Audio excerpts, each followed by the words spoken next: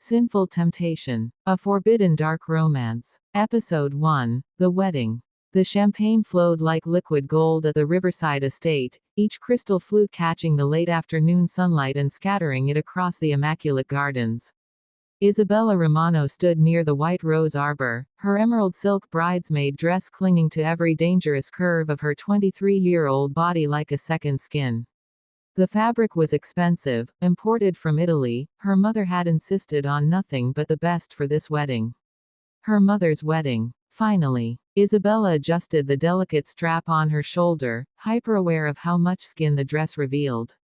The neckline plunged dangerously low between her full breasts, and the back was completely bare, stopping just above the curve of her backside. When she'd first tried it on, she'd felt exposed. Now, surrounded by society's elite sipping Dom Perignon and discussing stock portfolios, she felt powerful.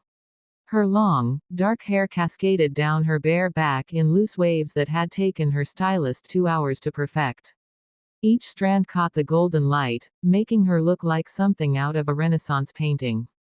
Her makeup was dramatic, smoky eyes that made her green irises pop, full lips painted a deep wine color that matched the roses scattered throughout the venue. She was beautiful, and she knew it. Every man at this wedding had looked at her at least once. Some had stared longer than appropriate. But there was only one man whose attention made her skin burn. Elena Romano, soon to be Elena Blackwood, looked radiant in her champagne-colored wedding gown as she laughed with her new husband, Richard Blackwood. Richard was everything Isabella's father hadn't been: stable, kind, genuinely in love with her mother. He was 52, distinguished with silver temples and warm brown eyes that crinkled when he smiled. After years of struggling as a single mother, working 2 jobs to put Isabella through college, Elena deserved this happiness. Isabella was genuinely thrilled for her. She should have felt nothing but joy on this perfect day. But then she felt him watching her. Again. The sensation was physical, like invisible fingers trailing down her spine. Her skin prickled with awareness, her breath catching in her throat. She didn't need to look to know who it was.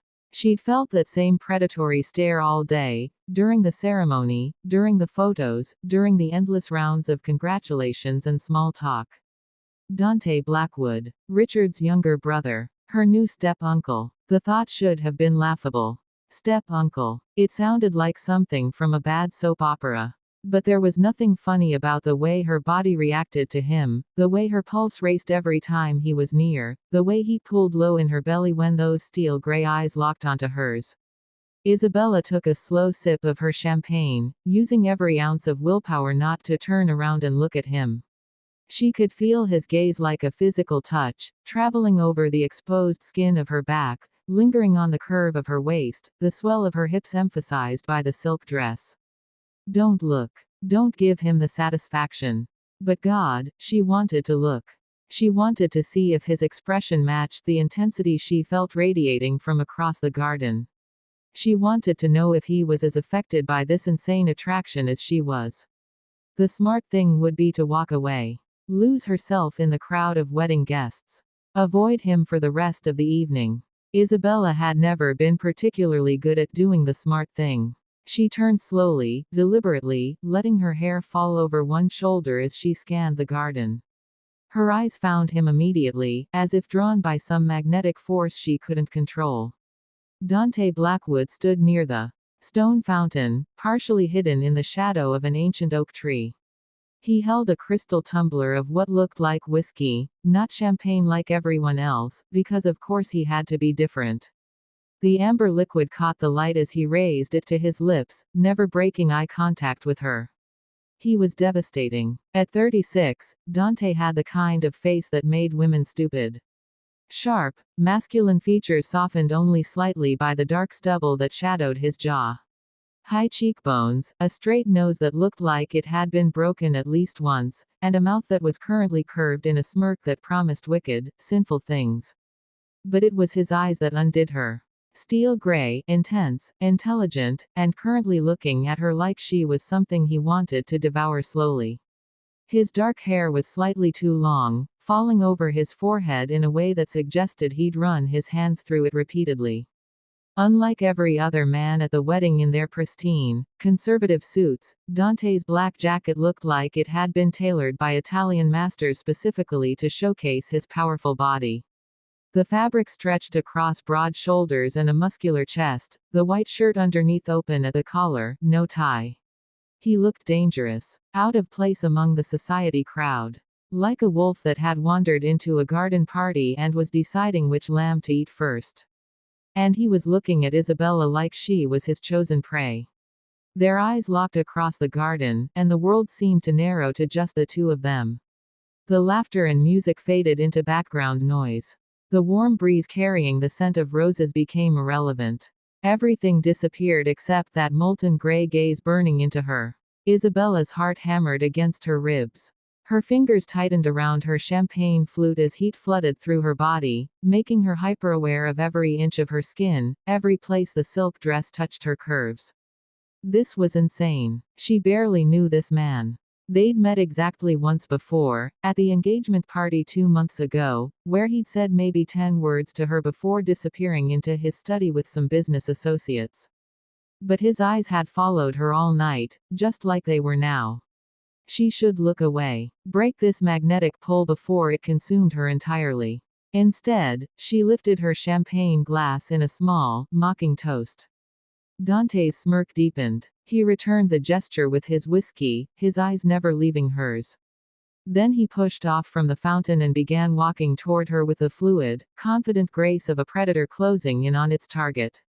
Oh God! Isabella's pulse kicked into overdrive. Every instinct screamed at her to run, to put distance between them before this dangerous attraction exploded into something she couldn't control. But her feet remained rooted to the ground. She stood her ground as he approached, chin lifted in defiance even as her body trembled with anticipation. Dante moved through the crowd like Moses parting the Red Sea. People instinctively stepped aside for him, sensing something feral and untamed beneath that expensive suit. Women turned to watch him pass, their eyes following his tall, muscular frame with barely concealed hunger. A few tried to catch his attention with coy smiles and fluttering eyelashes. He didn't even glance at them. His focus was entirely on Isabella. When he finally reached her, he didn't stop at a polite distance. He moved into her personal space, close enough that she could smell his cologne, something expensive and masculine, with notes of sandalwood and amber that made her head spin. Close enough that she could feel the heat radiating from his body, warming her bare back despite the evening breeze. Beautiful wedding, isn't it? His voice was deep, rough, like smoke and whiskey and sin all rolled into one devastating package. Isabella had to tilt her head back to meet his eyes. He was tall, easily 6'2", and she was 5'6" even in her heels. The height difference should have made her feel vulnerable. Instead, it sent a forbidden thrill racing down her spine. It is, she managed, proud that her voice came out steady despite the chaos inside her. My mother looks happy. Dante's gaze traveled slowly, deliberately down her body. He took his time, those gray eyes tracking over the plunging neckline of her dress, lingering on the curves of her breasts barely contained by the silk. Lower, to her small waist that his hands could probably span entirely. Lower still, to her hips, her thighs, the long expanse of her legs in those ridiculously high heels. When his eyes finally, returned to her face, the heat in them could have set the garden on fire. You look like trouble, he said, his voice dropping an octave. Isabella's breath caught. Up close, he was even more overwhelming. She could see the flecks of darker gray in his eyes, could count the individual stubble hairs on his jaw. Could imagine what that stubble would feel like scraping against her inner thighs. Stop.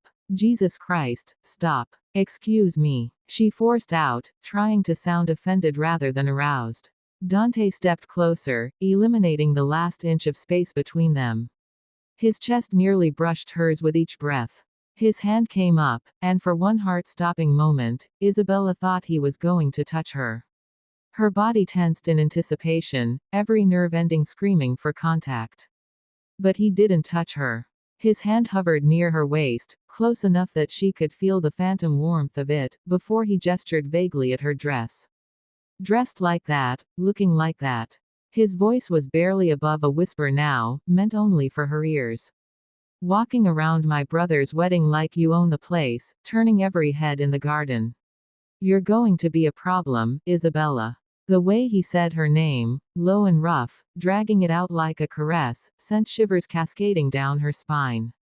Her body responded instantly, embarrassingly. Her breathing quickened. Her skin flushed. And between her thighs, she felt herself growing wet. From nothing but his voice and his proximity. This was dangerous. So dangerous. I'm not the one staring, she shot back, channeling her nervousness into defiance.